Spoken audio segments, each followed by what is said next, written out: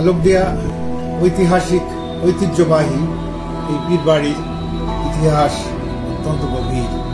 অত্যন্ত প্রতিনিধি হিসাবে আমার নাম সৈয়দ ফরহাদ হুসাইন। এই আলোকদিয়া আগমন যে প্রথম পুরুষ, তার থেকে আজকে আমার অবস্থান 10তম পুরুষ। আমার জানা মতে ইতিহাস প্রথম আলোকদিয়াতে যিনি আসেন তার নাম মরহুম শাহ পীর কালান্দার। তিনি যখন এখানে আসেন তখন এই বিস্তর এলাকায় মুসলিমের বসতি ছিল না, সবই হিন্দু অধ্যুষিত এলাকা। এখানে হিন্দু বিভিন্ন পরিবার বসবাস করত। তার মধ্যে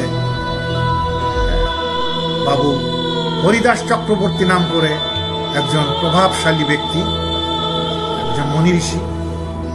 তিনি এই আমাদের বাড়ির পশ্চিম পাশে, যেখানে আজকে মাদ্রাসা অবস্থিত, ওইখানে তার আস্তানা তৈরি করে।